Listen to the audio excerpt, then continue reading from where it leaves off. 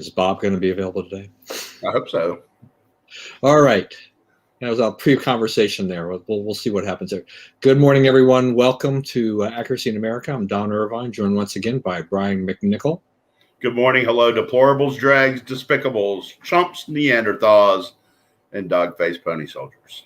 That's right. All right. And thank you for joining us out there. We'll see if Bob joins us today. Over that brief discussion was, since we had to postpone the show till today. But it'll be a good show. We never fail, right? We don't disappoint. We work hard at this. All right. So just for fun, cicada report. What's the cicada situation in your area? Okay, so they're everywhere, and it's like a roar.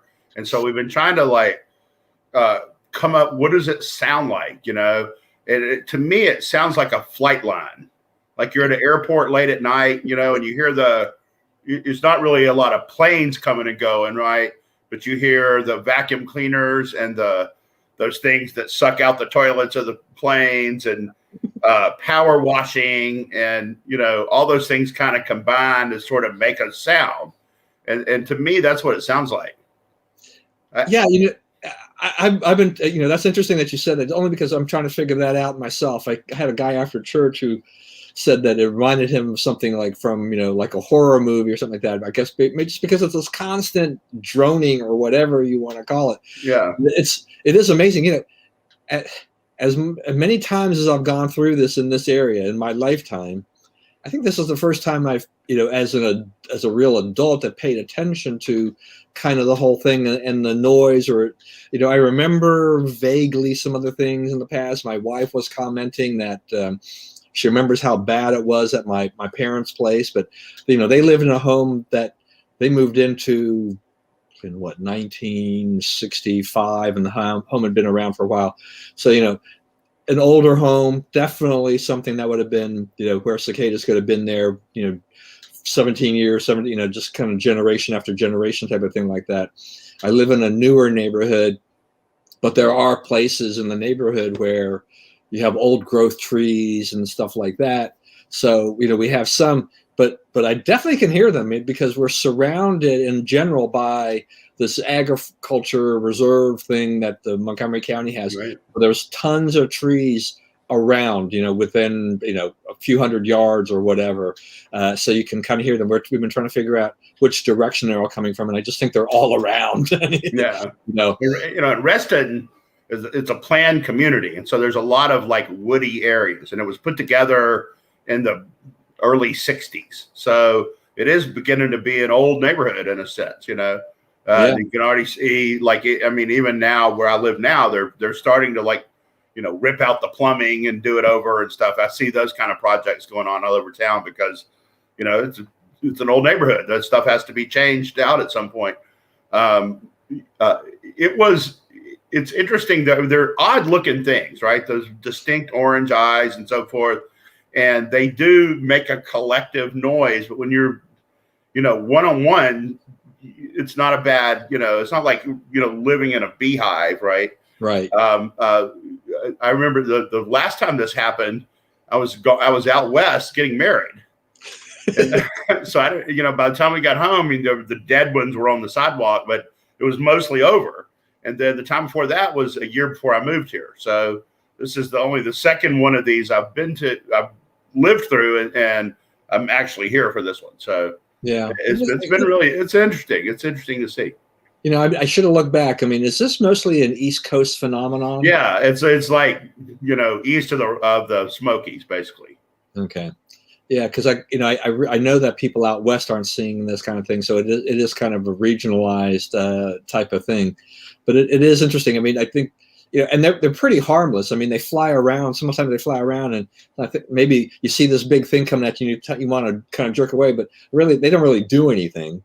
And people, I was golfing yesterday, and the guy was like, you know, you got it on you. It's on you. It's one on you. And it's like, so who cares? You know, he won't eat much. I don't know if you saw this report. I saw the news this morning when I was at the gym.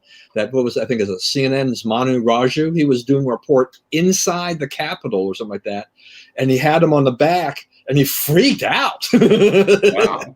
While he was on the air. He was like, how many of these things have I got on? Kind of thing like that. So he just No kind of comment. Couldn't have been any divine intervention there. yeah. No way. I know, and I know the weather guy, one of the weather guys from Channel 4, attended like a cicada cookout, and I was watching some of the reports this morning. I'm like, yeah, no. I mean, I guess if you buried the cicada, cooked it within the thing, and and I didn't have to see it, I might willing to go ahead and do it. It's the idea that when he's eating like a hot dog or there was a salad and they were there, it's like, no. I'm very much a visual person when I eat. Yeah. And if I don't like the way it looks, I am not putting that in my mouth. I think our food chain is still in pretty good shape, and I'll just go on over to Safeway and see what's up there. All right. Okay. Now on to the more serious news. So this has become really kind of interesting. This whole Wuhan virology lab issue. The reports came out in December of 2019. In essence, I mean, it goes way back. President Trump had talked about it. Mike Pompeo had talked about it. All others have talked about it. And the media had largely dismissed this, particularly because Trump said it. Right. Virtually anything that comes out of Trump's mouth has to be basically ignored. And so we've been going through this process for quite a while now. And now it seems that some of the media are saying, like, well, wait a minute. Maybe there is something to be had with this after all. Tom Cotton has really been pushing this, and this is interesting to see just kind of this whole change of this. I don't expect that Trump will get any credit should this be proven correct. And they have to come out there and say, yeah, this was really the reason. But what are you seeing here? What's your take on all of this? Well, we've talked about this a few times on this show. And early on in the process, I said that I had watched a video where this guy walked through what he thought was the origins of it. And nothing has ever happened that disputed a word that he had in that video. And this doesn't either. His contention was that, I mean, and he had found out, he studied this kind of research. So he knew who the players were, right? He even identified the patient zero person in that lab, and he said it was a mistake, right? They didn't mean to do it. They didn't mean to make it, and they made it. And the patient zero lady died, and they buried her. And the people who worked on her, the 8 people at the funeral home, right? They didn't tell them what was wrong with this person, how she had died, and they all got sick. And that, I believe, is the start of the pandemic. And nothing has happened that proved any of that wrong. That there was, it was exactly as they said. It didn't have anything to do with the wet markets and so forth. And it's all coming out that that's exactly what happened. And I don't know, the problem about this, and I don't know what the Biden administration is going to do, but at some point, the Chinese are not going to be pleased with getting singled out like this. And they're going to either try to force it out of our media or try to punish us for it, right? Like they force, they made, I guess, what's his name? John Cena this week, apologize for saying that Taiwan is a country when Taiwan is very clearly a country, right? So it's that kind of like intimidation and people just saying, white is black and day is night and so forth to appease the Chinese that got us into this mess. And, if we're going to get out, it's going to be repudiating that. Yeah. Now, President Biden has said that I guess there will be a report on this in 90 days or thereabouts. Right. After he killed Trump's effort to look into it. And then it's like, oh, no, we got a lot of evidence here that it did, what they said was true. Hey, we're starting our commission and we want answers in 90 days. Right. Because you just, out of spite, stopped it 2 days before. Right. That was just another, bonehead we hate Trump and we're repudiating everything he ever said and did move that has backfired on the Biden administration. Yeah. So they have a growing string of policy failures that they have no explanation for. Right. Yeah, no. And this thing, one of the things, was when I was looking at the Washington Post, Glenn Kessler's, the fact checker, the thing is that how they framed the headline said, in essence, it's like suddenly, this Wuhan lab theory becomes credible. It's like, what do you mean suddenly? Yeah, it didn't suddenly, suddenly you guys quit fighting it. You Right. know, the answer was all on your side. The changes happened within you, because we were already looking at that. Yeah, and he runs a timeline starting in December of 2019 all the way up to the current day, and I'm like, so how do you run the timeline like you have, and yet say this is all cut in this is a recent development. Suddenly, this has become something that is credible. The media's got just lots of egg on its face on this. At this point in time, I saw this thing where Joy Behar, she's saying that Trump got lucky on this. So she's basically kind of conceding that this is true, but she's saying, well, he's been lucky on this, Yeah. He's lucky he doesn't have to do anything with Joy Behar. Yeah, it's just interesting to see how this is all being reported and come about. Yeah. And then, It's another thing he was right about. He was right about the border. He was right about energy. He was right about Russia. He was right about the Middle East. He's been right about every facet of this, like what the priorities should be and how they should be achieved. And it's like, oh no, he doesn't know what he's doing. Intellectually dead. Somebody told me this week. I'm like, well, that's a pretty good string of policy victories for somebody who was intellectually dead, right? And compares well with his successor.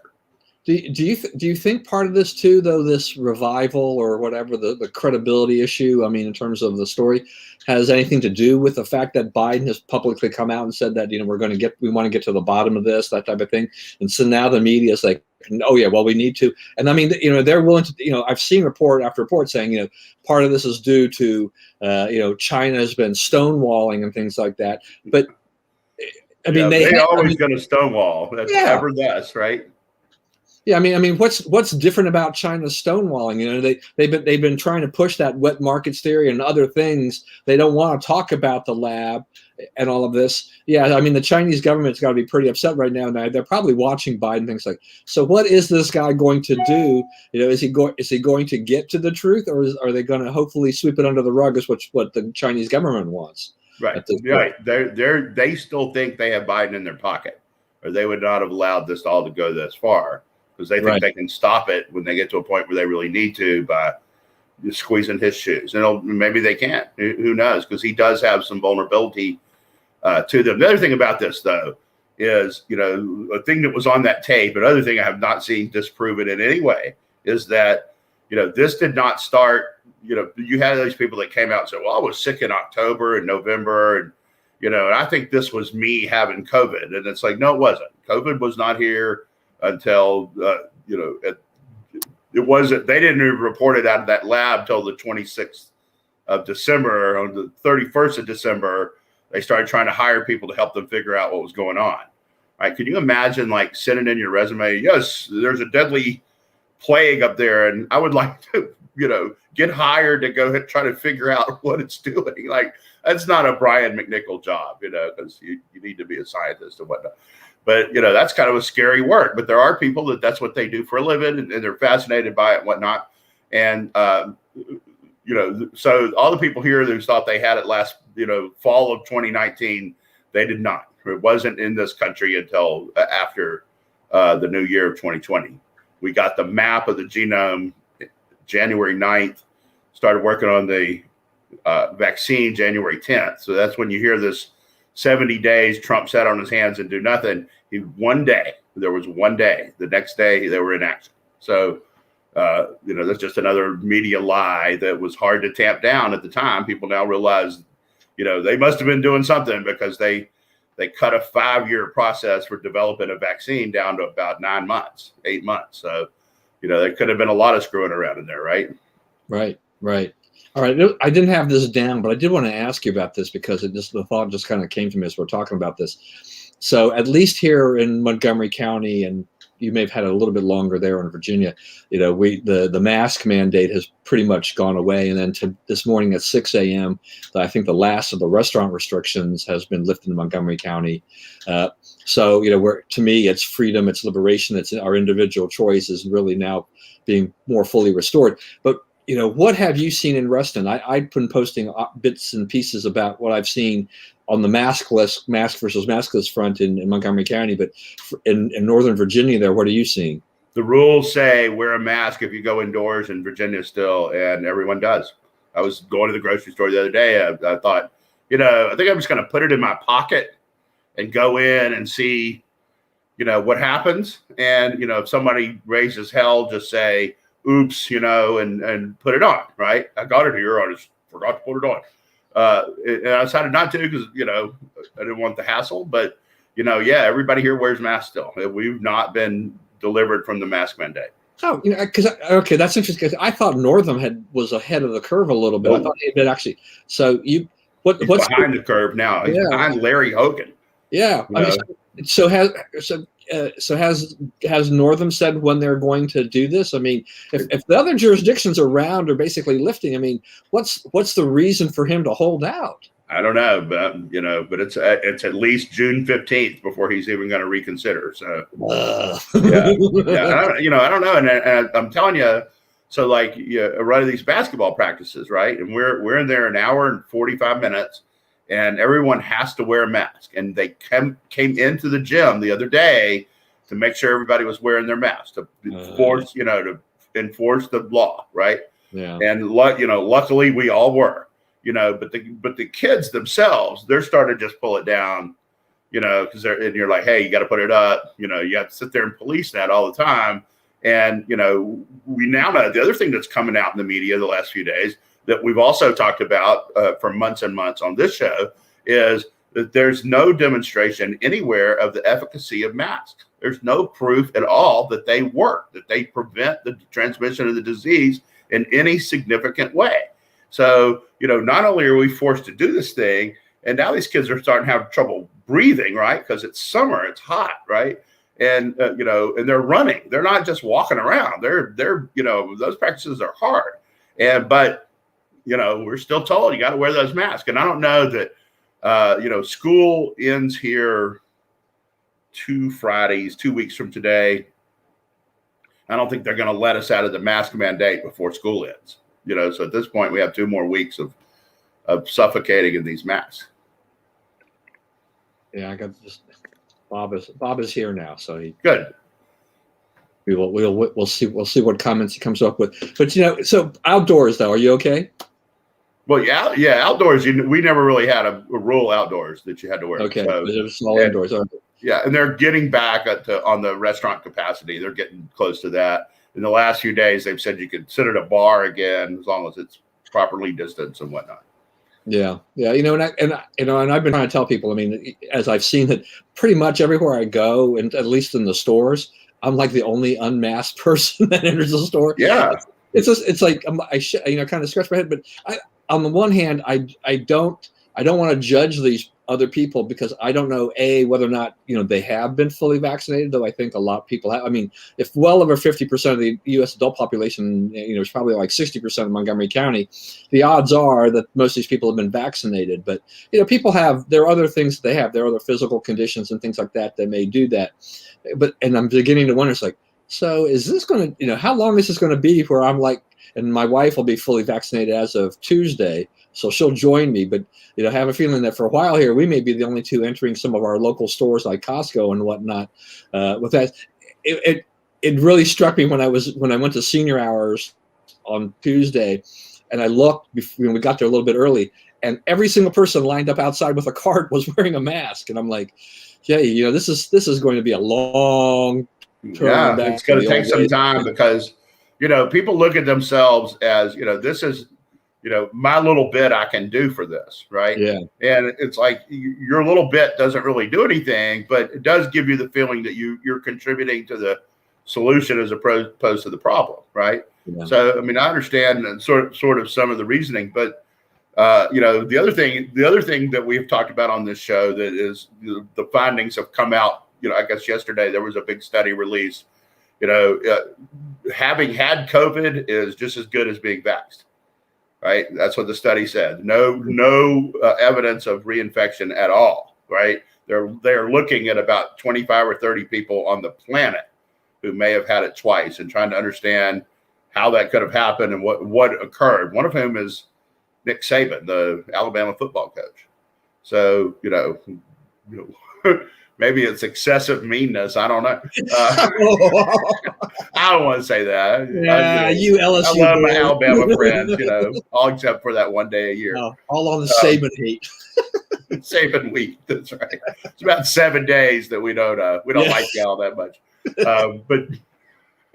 But so why are these things all saying, must be vaccinated? Because it should be vaccinated or recovered, right? Because all those people, they can't get it, they can't give it, they're no harm to anyone else, and they should have all those rights and privileges, be able to travel, cross borders, go around the world, because they cannot get or give it. All right, so Bob has given us the Southeast Louisiana update on masks.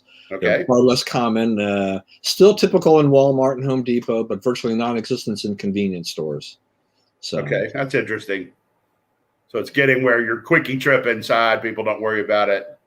But if you're in there for a long time, I don't know what the local government, Louisiana, the governor's a Democrat. People think of it as this big Republican state, but it's run by a Democrat right now, and he's been pretty Democrat in how he's run this and how he's managed this. So, you also look at like their infection numbers were worse than all the Republican states around them that reopened quickly too. Yeah. Worse than Texas, worse than Alabama, worse than Mississippi, worse than Florida, worse than Arkansas. So, they paid for having a Democrat governor, as you always do. Yeah, definitely during this past year and a half or so, year plus that we've seen, it's just that the blue states have suffered a lot more than the red states. Right, as a result of being blue states, right? Yeah. And for that reason, the mandates have really hindered their efforts to recover and emerge from this. People need to think about that. You were poorly governed by Democrats in this. You were poorly led. You were misled in many cases. Let me ask, because of what we're just saying here, this question just kind of came to my head, with this blue state, red state kind of divergence.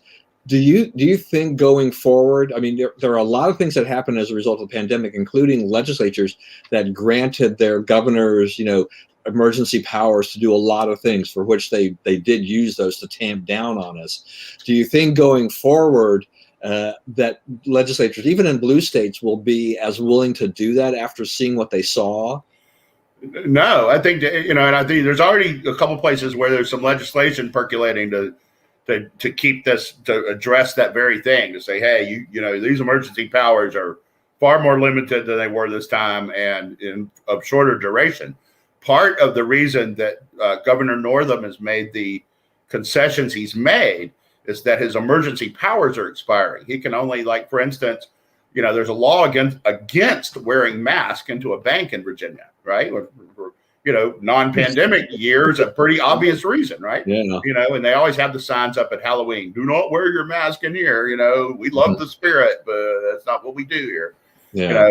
And so he has, he can't reissue those orders again. So the reason that he's doing what he's doing is because he has to grant the freedom. He doesn't have, he's statutorily losing the power to force these edicts on us. Yeah. Yeah, it'll be interesting to see how this all shakes out. But I think some of even the Democrat legislators learned a lesson here in terms of how much power should be ceded to the governor, even if it's from their own state. Is like, yeah, they will abuse it and hurt their own voters, their own constituency. Yeah.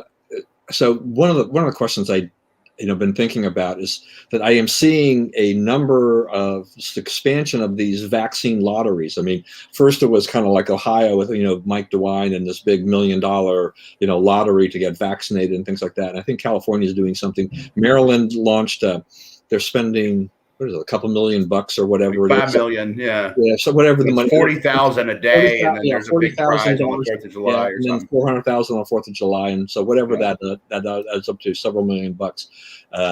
And anybody who's been vaccinated, will qualify to win this thing. Is this a wise? I mean, this is basically our money, right? Isn't this coming from all that pot of money that has been legislated to them by by Congress and whatever, all these things?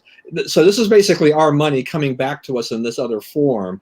Is this a wise use of this? I mean, I guess part of this is that vaccination rates have slowed down, and people, they've kind of gotten to a point where not as many people are as willing to rush out and get a vaccine, get vaccinated. So they're trying to entice them with money. Is this the smart way to do this? Is this a good use of our money, or is this just what we come to expect from government? Well, some of it is funds that they develop from industries, right? Pharmaceutical industry pays into a fund to address pharmaceutical problems and so forth. So a lot of it's coming out of that kind of thing. The funding sources, that is an interesting part of it. I think Maryland's is coming from the Medicaid fund, right? Which means it's, a mix of federal and state tax dollars, and it's meant for providing health care to low income people. And now you're saying it could, go to anybody. Anybody could win that $40,000, right?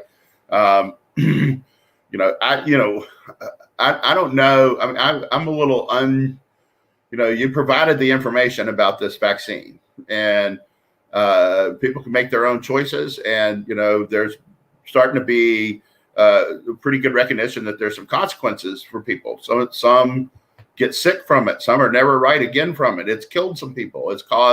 There's a study out yesterday that it caused some heart problems in kids, right? That the kids taking it, they're rushing out to vaccinate all the kids who have virtually no chance of dying of COVID or transmitting it to anybody in a sufficient viral load to kill them, right? There's really no reason to vaccinate kids. You're better off letting herd immunity be achieved.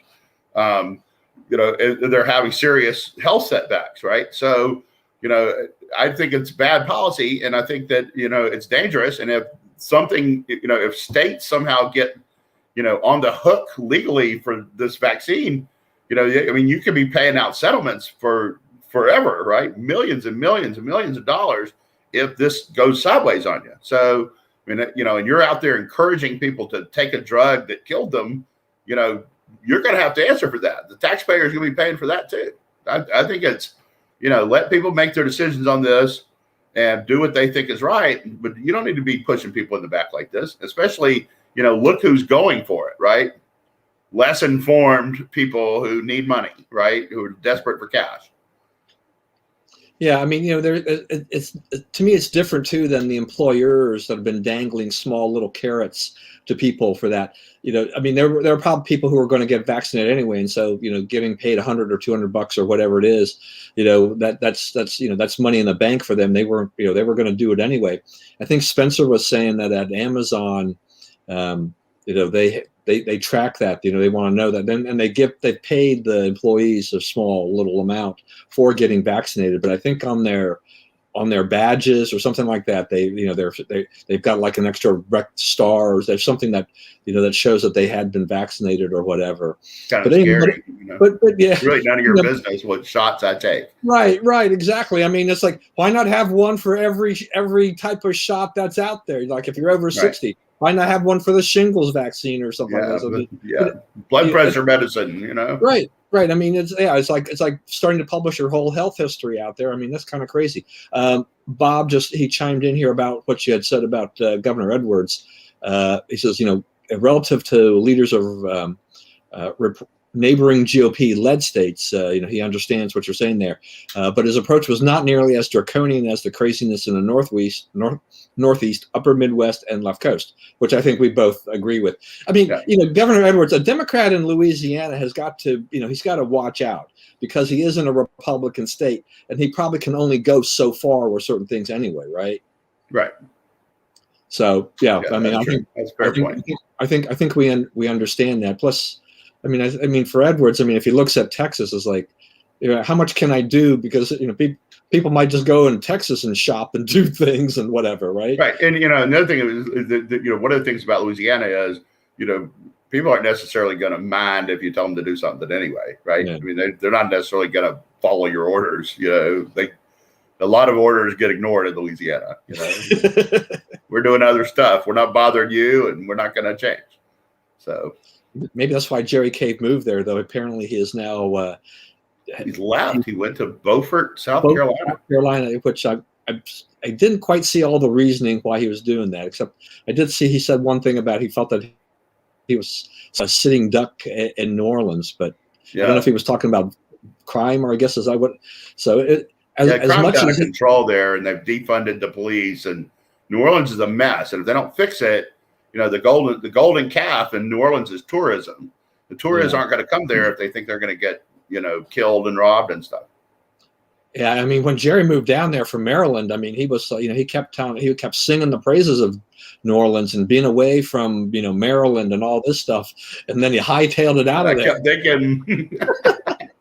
I'll check back with you here in a little while, there, buddy. Because not quite what he thought it was going. Not the paradise he had envisioned, I guess. Overall, one of the poorest cities in the Western Hemisphere, New Orleans. Yeah. No, I mean that's been an issue.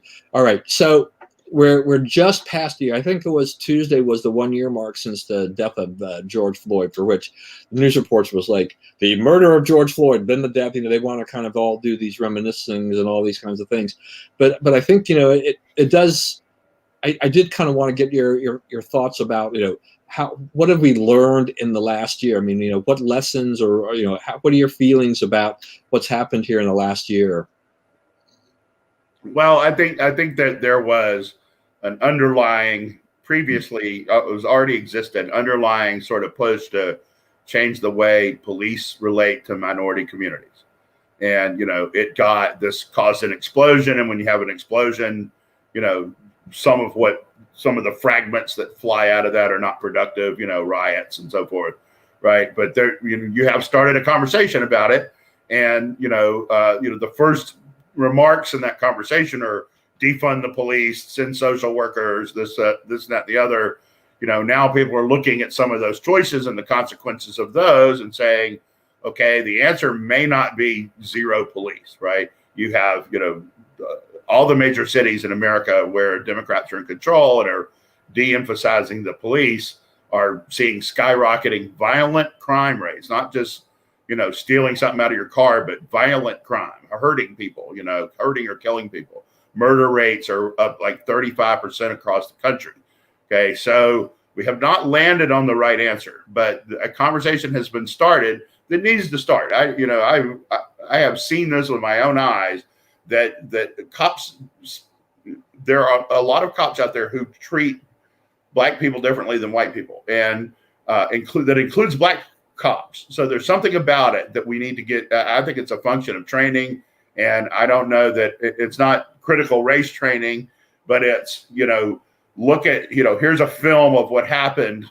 Do you spot the problems type of thing, right? So I think that some work needs to be done, and that it will get done as a result of this, because you had a marked beginning incident, right? Something that spurred the action.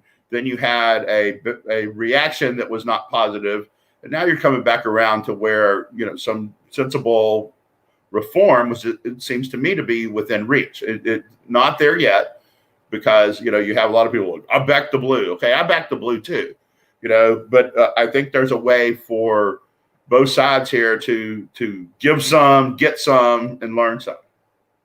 Right. Yeah. Look, I think, what you basically saying to is that we both agree. Policing, we knew, was not perfect. It was far from it. There are going to be issues, and with as many police departments as we have around the country, you're going to see that. Just like anything else, when you have multiple versions of the same general operation, they're never going to work in concert, and they're never going to really work perfectly.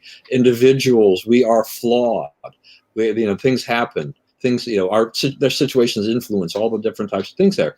But, it seems to me that, what happened was that this pendulum just swung way over, it was overcompensation or whatever you want to call it for this thing. And we just got to this degree, because you mentioned about these defunding the police things. That was a very drastic action, cut the funding, take the money away and stuff like this. And what did we see? Just what you said. We saw crime rates, violent crime rates spike.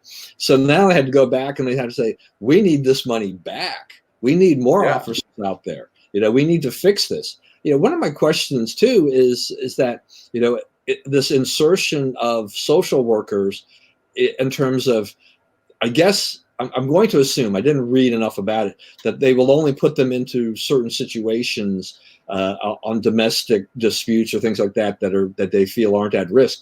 But the situations can escalate very, very quickly, and I kind of wonder, when you have a social worker who is trained very differently than a police officer, if something kind of escalates very quickly, I mean, what happens if a social worker gets stabbed or gets shot or whatever? I mean, what are the ramifications there? I mean, who's at fault there? It just seems that you're throwing somebody into them that is not qualified to deal with other certain situations that could lead to even more disastrous results. I don't know. I see it as, they go out on calls with the officers, so that, Right. you have both eventualities handled. If they can be handled peacefully, then yeah, let's get them out. Let's do it that way, and let's not have anybody attacking police and getting in trouble for that and so forth. But if it can't be, then there are proven methods for dealing with people who can't be reasoned with. So I'm fine with seeing where that might fit in, and I am fine with the notion that there are some places where that might be the best way to de-escalate problems and actually help people that you come in contact with. But I don't think the answer is withdrawing law enforcement. Yeah, and I was thinking too about just social workers in general. That to me seems to be a very high stress job of Yeah. what they're dealing with. So you're taking somebody who's already in a high stress job, and if you're putting them in, if you're involving and putting them out on police calls and certain calls like that, to me that only escalates the stress. And I just think that I think the burnout rate in essence for social workers are probably pretty high.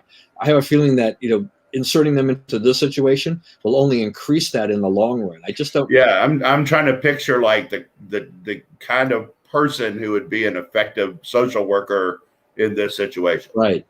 Yeah, I it's mean, not a cop. If you have the cop way of thinking, you're a cop. right. And if you're not a cop, then you're not really giving us what we're looking for there, right? We're looking for a non-cop way of thinking. But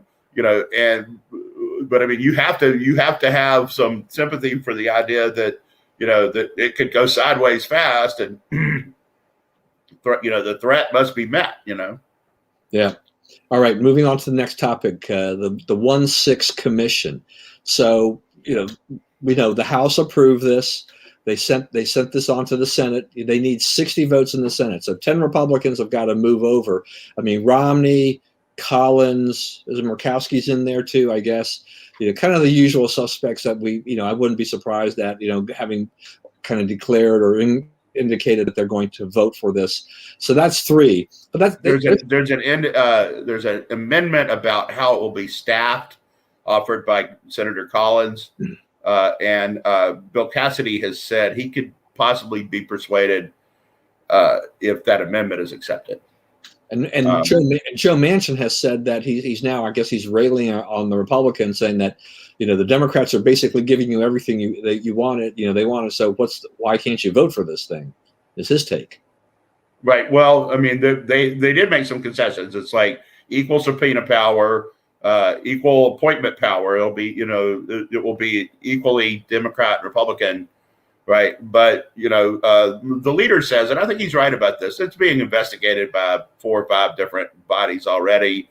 It's not really that big an event that needs this kind of continued attention, and I don't think it's realistic to say that this will.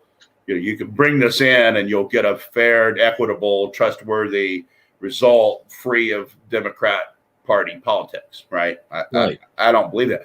But part of me, I will tell you this, part of me says, yeah, investigate away, buddy, because you might find that some of your folks at the bottom of this, and you're going to find that the speaker was not exactly enthusiastic about trying to stop it because she saw it as as something that could be used politically, and was willing to endanger some lives to get a talking point out of it.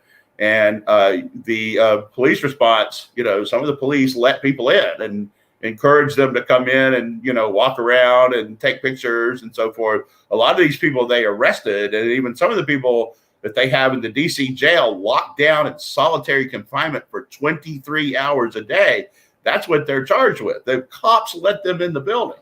So, they go all over America and find these people, and bring them to DC and put them in this jail for 23 hours a day, solitary confinement, right? I think that we've gone past the point where you need to do that. I think it's time for Democrats to answer some questions about these policies.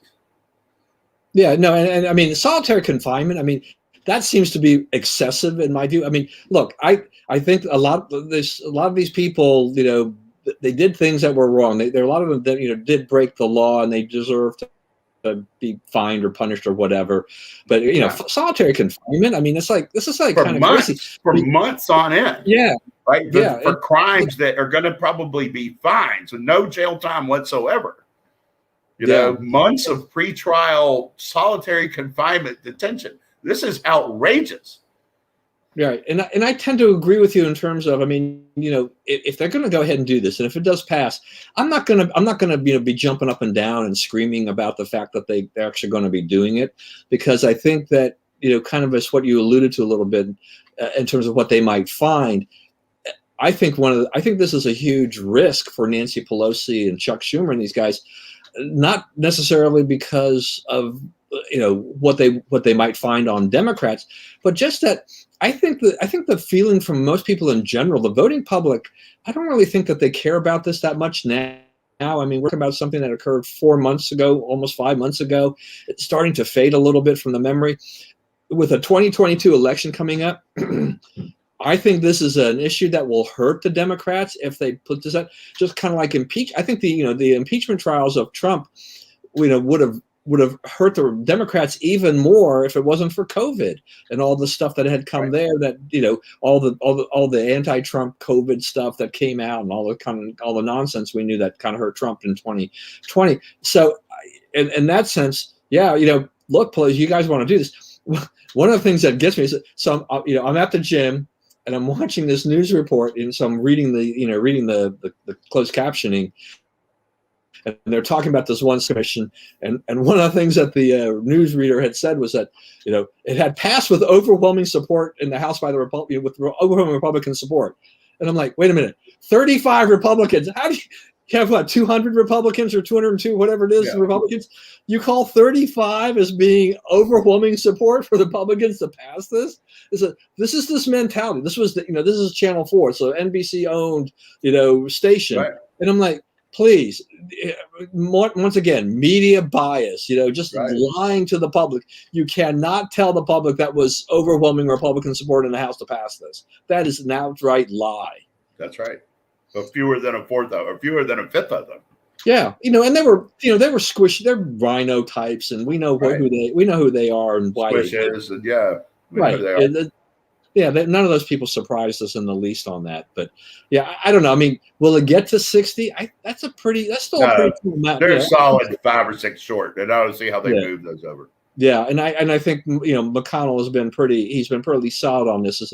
You know, McConnell gets, you know, a lot of conservatives throw a lot of brickbats at him, but I also know a lot of Republicans, you know, conservatives will say they hate him when he, you know, for certain things, and then they love him for other things. So a lot of conservatives have a love-hate relationship with him, but McConnell has really been, overall, he's been a pretty good leader in terms of how he's good. He's a good man. He's very good at his job. You have to. I mean, better than every once in a while he'll say something that you scratch your head and you're like, dude, you know. But he's a good you know, he's good at being majority leader, at being a leader of one of the parties in the Senate. He knows how to keep the other team from winning. Yeah, you know, and I believe he's going to keep the other team from winning. He may come out really as one of the most effective Republican majority leaders ever.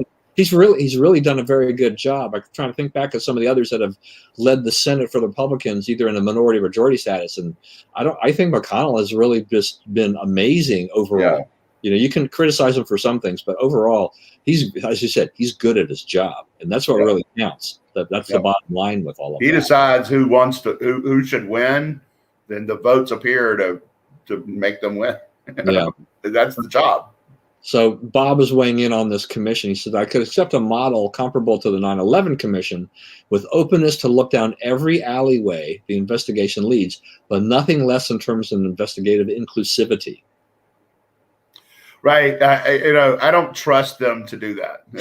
You know, and I think there's some bodies buried out there myself, but I don't trust them to, to have a fair inquiry. I really don't. And I think there's enough investigations going on now that it's not worth our time. Right. I've come to the conclusion too, overall, that I kind of fell into the trap early on of, just going along with the media's labeling these things as insurrection and stuff like that. I would throw that term out once in a while, but I have made a pledge. I am not going to say those words. That is the liberal. I've told people on my Facebook, if you write insurrection in a post on my page, you will be defriended, blocked, and reported. Yeah, you are. I'm not messing around. Do not come on my page and tell those lies. That's absolutely right. This is the liberal left narrative, and I didn't really think about it at first, but the more I look back, I was like, wait a minute here. He's like, this is it. I was like, particularly not put up with it. It's gaslighting, and you cannot tolerate it.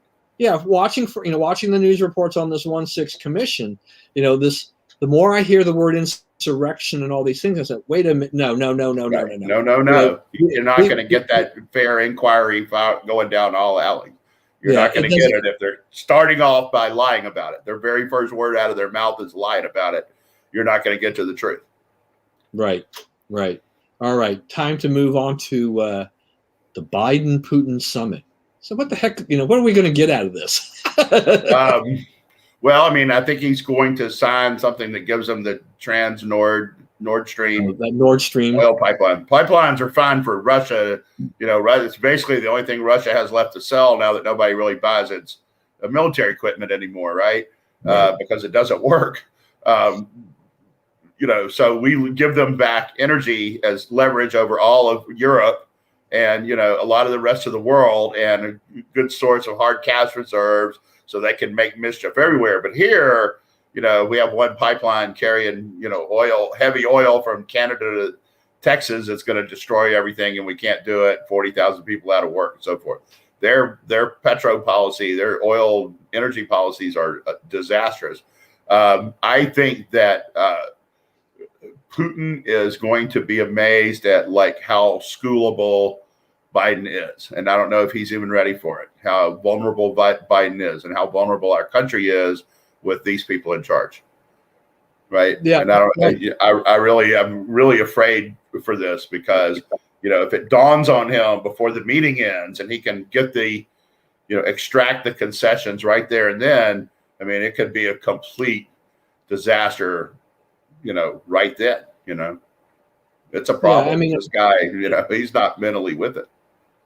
Right. And I think that, Putin's no dummy in the sense. He can look and he can see what Biden has done in, about. Yeah, he's reading the paper. Make no mistake. Yeah, about 4 months in office, a little over 4 months in office now, and it's Biden has bent over backwards to a lot of other places, countries where Trump had stood up to these guys, right? You look at we revisit Israel on the Hamas thing. We're in a ceasefire now, but the weapons that Iran supplies to Hamas that they shoot.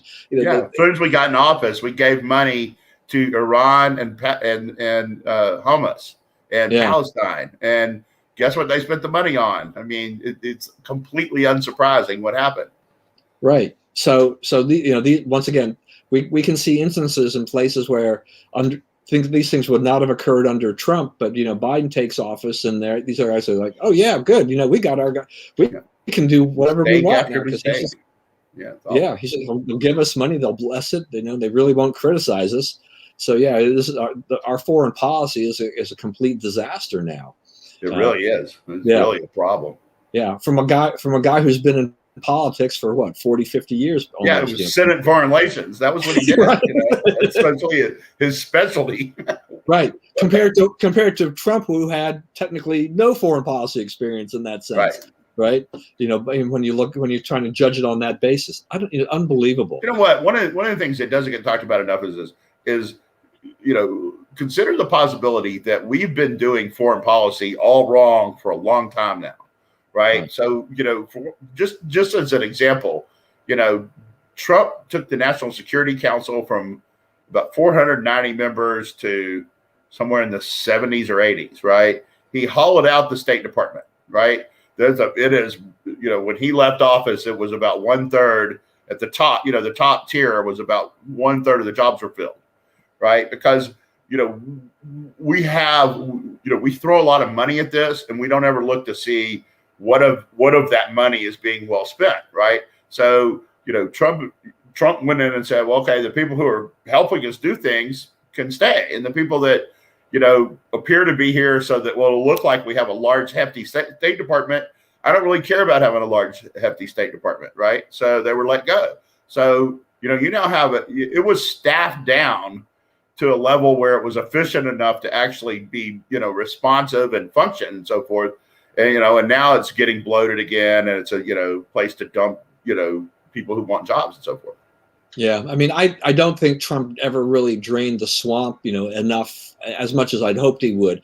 But he did a lot more than anybody else would have, and I think that's that the business kind of the acumen, the whole experience about doing that, showing that with government, bigger is not better. Right. So what I was going to say to what a lot of people make that statement that you just made, that they did not, and I agree, did not drain the swamp. Well, one of the things he did though is, he got rid of people. He did not, what a lot of conservatives want, and for good reason, is it's not just get rid of people, it's hire our guys and put them there so that, when your term ends, they can burrow in like the Democrats do and thwart the policy of the guy after him. But that's not, we're not trying to thwart. We're trying to govern the country effectively. They're trying to thwart. They, it must be done their way, right? So it's sort of a different thing. Trump did not staff it up with Trump people, but he got rid of a lot of people who were hostile to it. Okay, yeah, I agree with that. So, question: are we going to get an infrastructure bill, and whose bill will it be, or what will it look like at this point? Do you think? It is going to be a little more than the Republicans want to spend, but it's going to look largely like an actual infrastructure bill.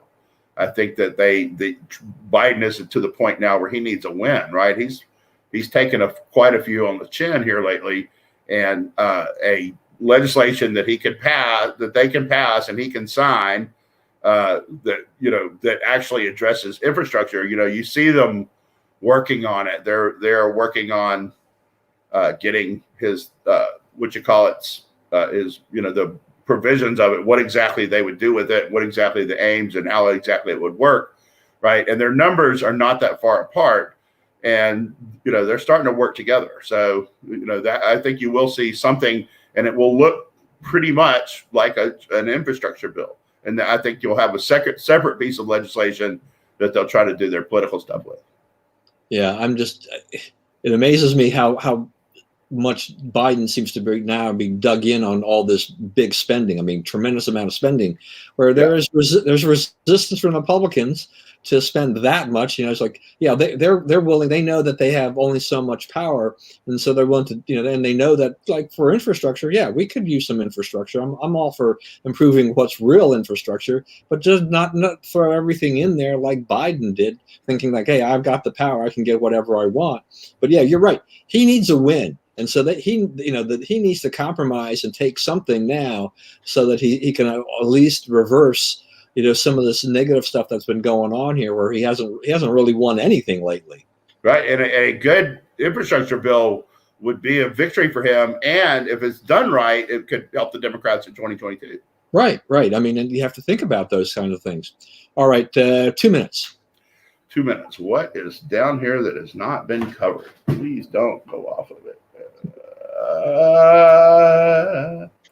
There was one. You have one down here. Oh no! I hit the wrong button. But went off of it. Oh, there's topics. Give me just a second. I want to see what we have. It's going to be a long 2 minutes. I have to talk fast now. So the Marjorie Taylor Greene. There had been some discussion about that. She compared vax passports to the symbols that Jews had to wear during the Holocaust. So, then comes they called Trump a Nazi and referred to the Holocaust, for 5 years, right? Since the moment he came down the escalator. But her saying this, is crime of the century, and she must be censored and Republicans must tut along with the Democrats about it. It's like, don't fall for this. This lady, she can say what she wants. Congress is, things get compared to the Holocaust all the time, right? Sometimes validly, sometimes not validly, but the idea that like, oh, you cannot speak these words, that's them gaslighting us, right? You don't want to vote for her, don't vote for her. But, she shouldn't be kicked out of Congress over that. That's something that, she's free to say what she wants. I wouldn't use that example, right? But she did, and she's free to do that. Yeah, I mean, I think that's a good point there. I mean, with her, she's going to make some pretty wild statements. I mean, she is, but she ain't the only one. she, I mean, she's pretty transparent, I think, in this regard. So as a result of that, if you don't like it, when she comes up for re-election, then don't vote for her. That's the way you get her out. Right. But she has the right to free speech. Why does she make us look bad? But Hank Johnson, Sheila Jackson Lee, Maxine Waters calling for violence in the street against all Republicans doesn't make them look bad. They have nothing to apologize for. Why is that? Right. And my complaint of the day will be this thing I saw this morning about Kellogg's is releasing the Together with Pride cereal. It's like, do I really need my breakfast cereal to be political? Right. Why are you woking cereal? Really, seriously. It's like, oh my gosh. It's like, anyway. All right, folks. Thanks for joining us today. Thanks, Bob, for your comments. As always, always good to have you with us today. As always, please stay safe and stay well. Things are really turning around. We're seeing our freedoms restored and liberties. So that's great. Remember, we do live in the greatest country in the world. Do not let anyone tell you otherwise. God bless America. And remember, this is Memorial Day weekend. We have Memorial Day on Monday. Please honor those that have served, the passed on. I will be spending part of my Monday visiting my parents' graves on Monday. So something I haven't been able to do for over a year.